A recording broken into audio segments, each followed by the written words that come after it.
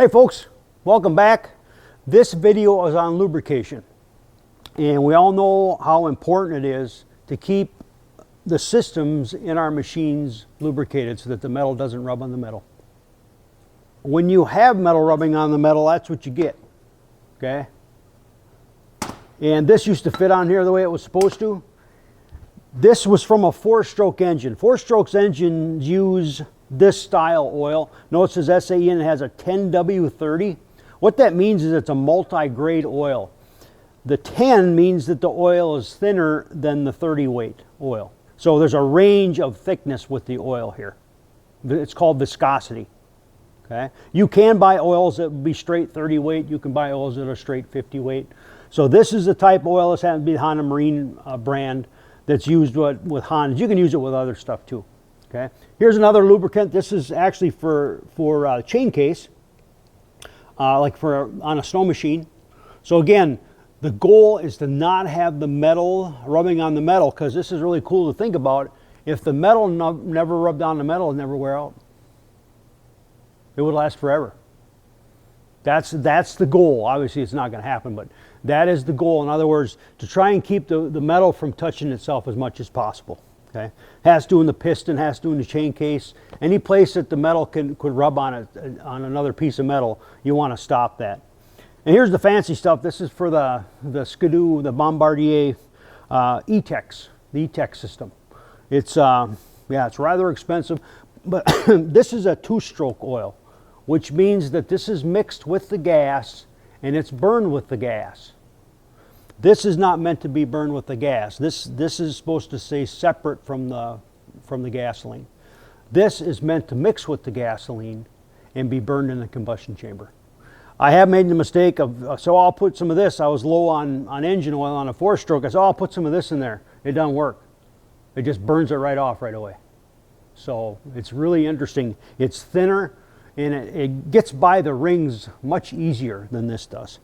Something else too is you notice that this one says, well, this doesn't say synthetic.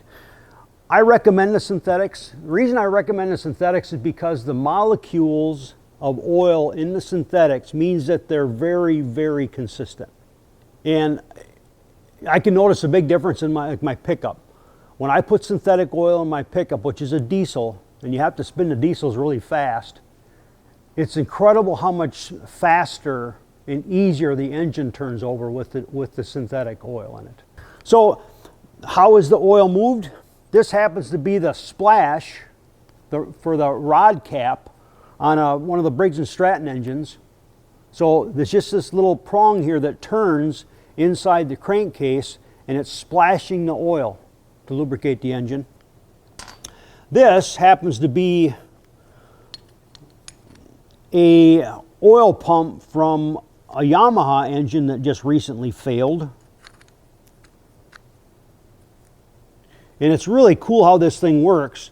This is connected to the engine. Again, another of these cool things, when the crankshaft turns, it's connected to this.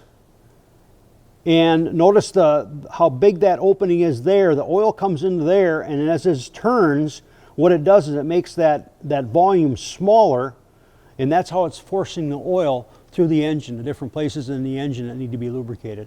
Okay, this one failed because you can tell it's got little big scratches on it right here.